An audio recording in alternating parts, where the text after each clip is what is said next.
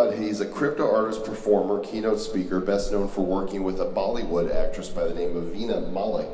It was a world-changing collaboration, which was seen by just about 300 million people. That's not very many. You know, really. That's about as many people as in this room. Yeah, and he's got a unique. There's lights on my face. I can't really tell. Oh, hello. Wow, He's got a mixed media approach to doing his art, and he's actually, we're going to interview him upstairs after his demonstration here, after he performs, and we're going to get to, I'm really humbled by this because he left a little space on the art that he created for Bad Crypto for us to, it's like, I almost feel like it's sacrilege to put anything on this thing of me. I'm not an artist. You are not an artist. I'm an artist of You're words. a financial advisor, remember? I'm not a financial advisor either. I am not any of that.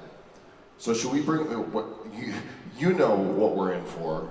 I know what we're in for. They don't know what they're in for. You guys do not know what you're in for, and that is perfect. So please welcome to the World Crypticon stage, Vesa.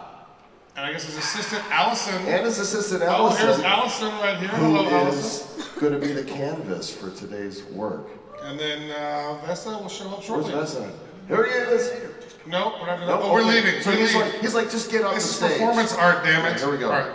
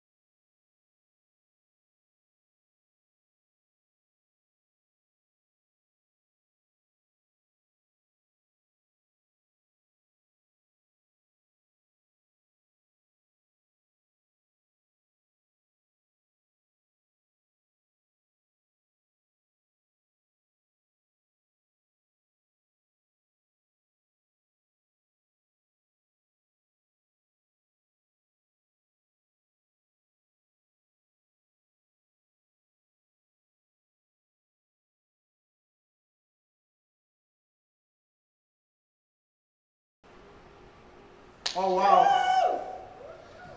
Thank you. Give it up for the gracious, glorious, and powerful Alison. Thank you.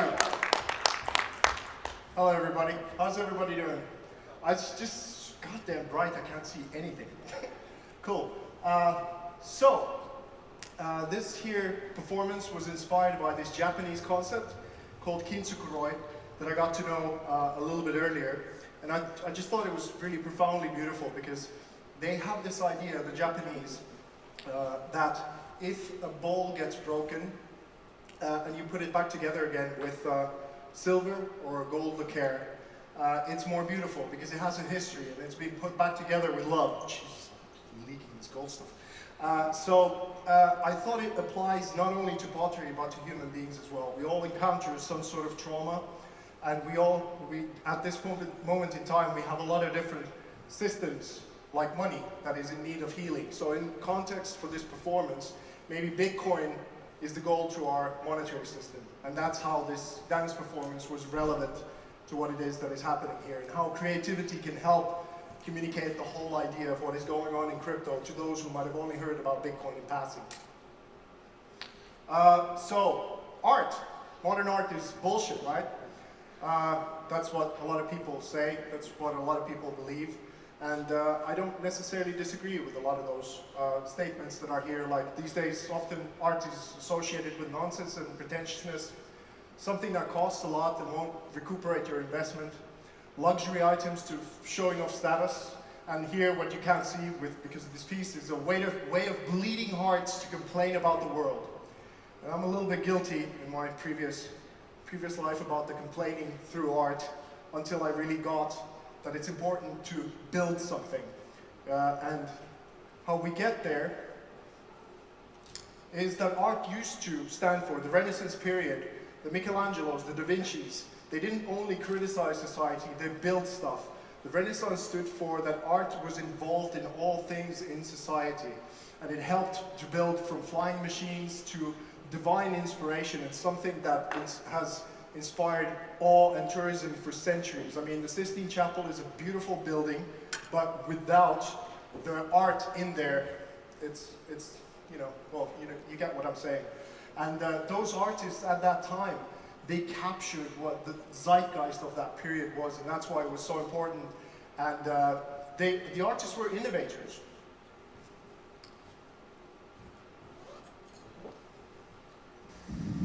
Today we celebrate the first glorious anniversary of the information purification directives. You created, for the first time in all history, a garden of pure ideology, where each worker may bloom, secure from the pests of a contradictory force. Purification, of course, is more powerful a weapon than any fleet or army on earth. We are one people. One whim, one resolve, one cause. Our enemies shall talk themselves to death, and we will quiet them with their own confusion. We shall prevail. On January 24th, Apple Computer will introduce Macintosh, and you'll see why 1984 won't be like 1984. Powerful advert, huh? Apple, 1984, cost $1 million. Obviously, the dollar was a lot more valuable back then, and it was quite the uproar to make something that is so short with $1 million. And Apple today is a $1 trillion company, and I would say it is because they came right out of the gate, integrating art and communication to a technology company in order to transform the world. And my argument is that art is not only an afterthought. It's not something that is a luxury item or something that you can put on top of everything once you've built it.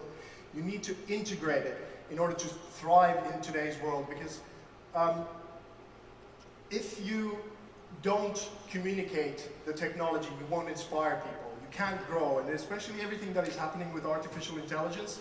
Today, creativity is becoming more and more important. Even though the schooling system doesn't really even integrate it, even still today, those who are the pioneers who want to succeed, this is a must, not a maybe. In order for you to maybe substantiate a little bit of who it is that I am, because many of you might have not heard of me before, and I'm very privileged to have this spot to be presenting this, but in order for maybe allow me to tell a little bit about my history. And this piece right here is called The Beginning of a New Era, and it was done in collaboration with a Bollywood superstar actress in 2013 when we launched this, because she's Pakistani and Muslim, and at that time the divine feminine kind of energy, the revolution of women and their empowerment was right at the cusp of everything. So I love these kinds of projects that touch upon the very current curve of what's going on.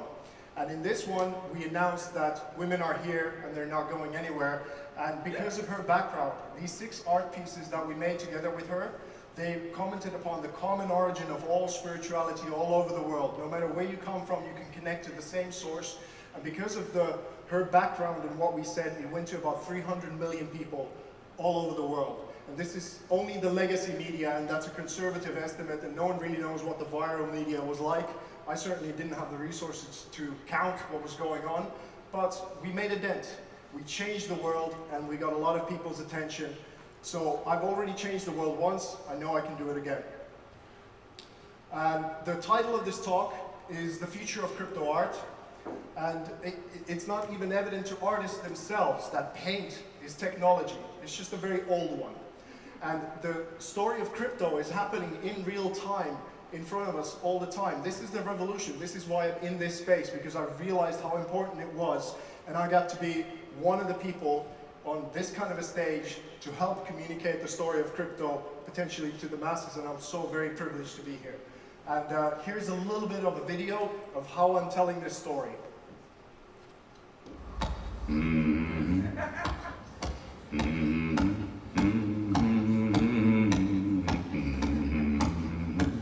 Come on.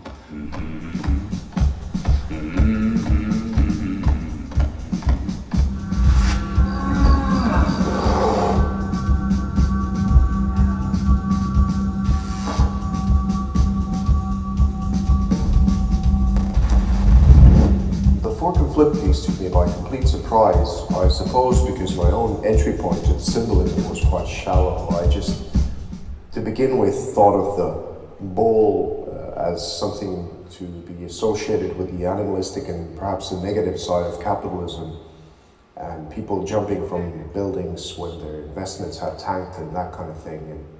And I was about to be revealed just how much more there is to these two opposing forces of the bull and the bear. The bull was a Christmas gift to the people of New York City after the 1987 stock market crash. Arturo claims the New York Stock Exchange wanted a bear too, but that wasn't in the cards.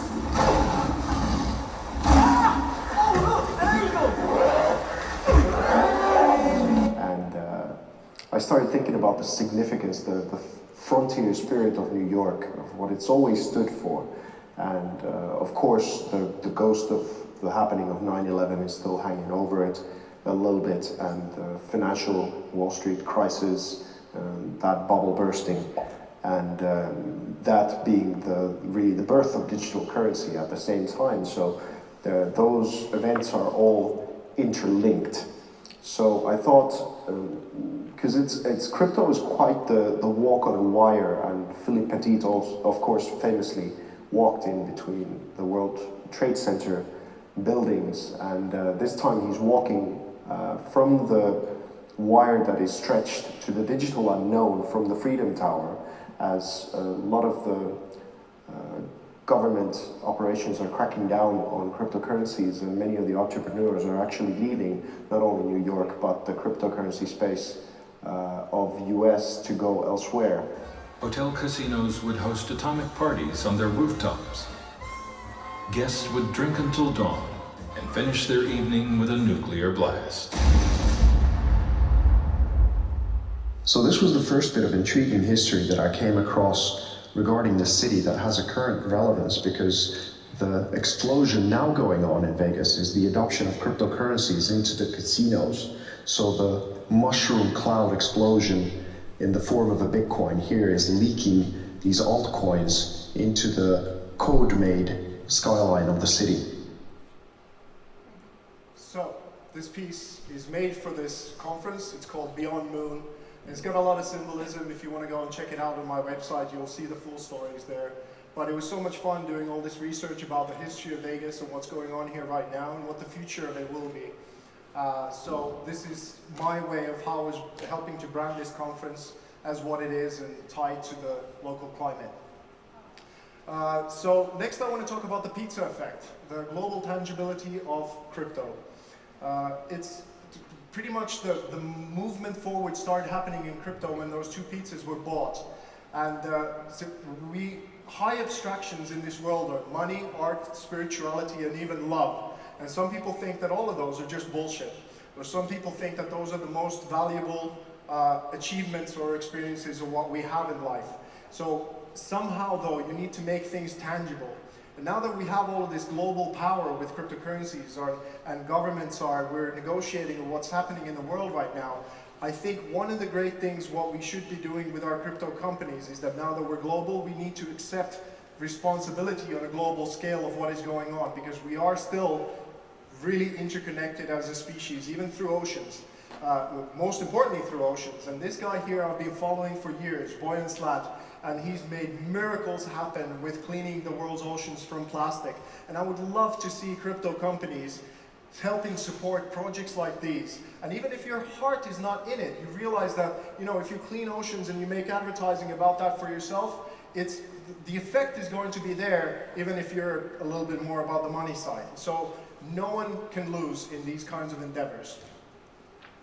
So I believe the Medicis of tomorrow and even today are going to be coming from the cryptocurrency space, because I don't know that many Wall Street investors, but the mentality those guys have, as opposed to everyone that I've met in crypto, is quite different, right?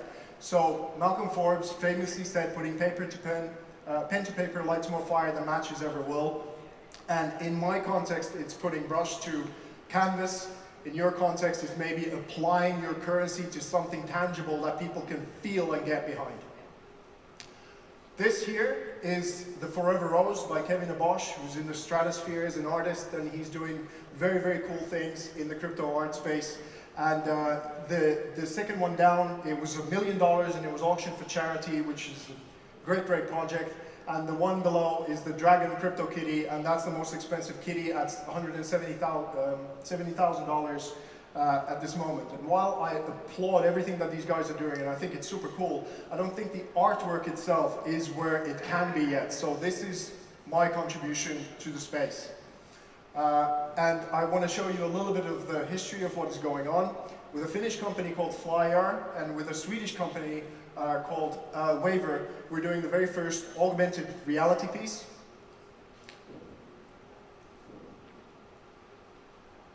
So this is up by the Primrose Hall. There's a big wall for crypto art that we built with Adam, who's a rock star conference guy, and I'm so grateful for the support that he's given.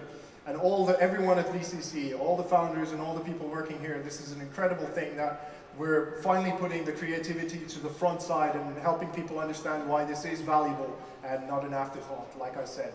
So this is the first augmented reality piece. If you look at it and you're not in Bitcoin, it just might look like a modern art mess. But if you know what it is, the augmented reality is helping to see the depth underneath, and that was the point. And here's a preview of some of the stuff. The Bad Crypto podcast piece is there, all these cool things. So please come and see me and the gallerist, Mona Trantusini, who's kindly welcoming people there as well. So come and talk to us, no pressure to buy or anything. I'm just really happy to share these stories and get you guys inspired as much as I am. The second thing is, this is Ganesh, the god from the Hindu traditions for justice. And basically, he's in virtual reality. This is a demo. This is not finished yet. I'm sure you guys are used to this by now, that everyone comes on stages and presents not finished projects. But yeah, thanks, Michael. So this is the thing. It's not there yet by any stretch of the imagination, but I did want to present this to you guys because it's something that I'm very, very enthusiastic about, that we're building a platform to integrate blockchain, virtual reality, and cryptocurrency all together. Because I don't care, even if you own Guernica, and as great and phenomenal as that art piece is, and as big as it is, Once you get that you can build substantial art into virtual reality environments and you can interact with that art, game is over for the old art world. We're entering a new phase and I want to be riding the wave. A little bit of background, this art piece was on stage at the Malta Blockchain Summit yesterday at the Blockchain Awards, and the guest of honor was the president of Malta, and it was their 400 top companies, which was awesome. I basically made an art piece, I'm not going to go into the story further, about the past, present, and future of Malta and cryptocurrencies, and it was auctioned for charity. And it had the privilege of sharing the stage yesterday with the AI robot Sophia, who famously has the Saudi Arabian citizenship, which is something that I find a little strange but cool at the same time. So here on stage with me is a piece called Silk Road, and this is a charity auction happening here right now throughout this conference. On my website, this piece is marked at $50,000, and we're starting this auction at $5,000, and we're auctioning it with Ross and Lynn Ulbrich for this Free Ross campaign. And it's about, basically, it was a meditation, again, on the same theme.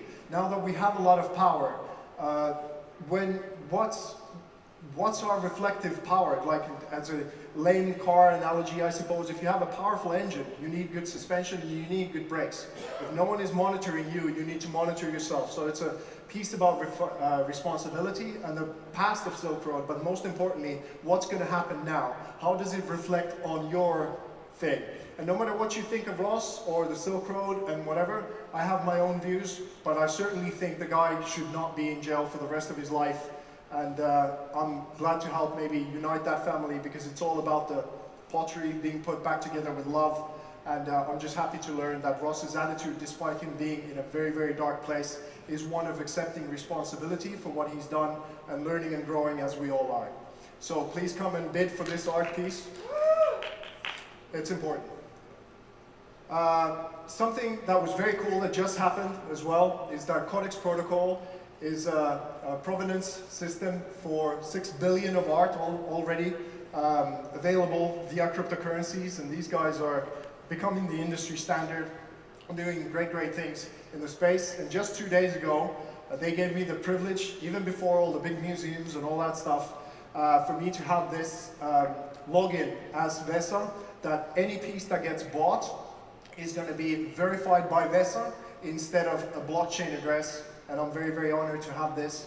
It was very cool. But whoever buys the first art piece from here is going to have that, the very first verified by VESA. So you'll get to have this history with you too. Here's how you find me. Unfortunately now well, you'll find me anyway if you want. This is not for everyone. For those who are in the inn, they're gonna find me. So that's the blockchain art part. That's my older platform with the body painting, the Vina Malik stuff and everything. And there's also one platform for all the crypto merchandising. I write for News BTC, and that's my stuff. Thank you very much for your time and your attention. I hope this was something that was valuable to you. A privilege to be here. Thank you, Adam. Thank you, BCC. Rockstar stuff. Thank you. Thank you, Mick. That was absolutely incredible. Now, can I just ask Alison to come out and clean up this terrible mess that she made here? It was worthwhile. That was an incredibly awesome performance. I was actually very touched by that.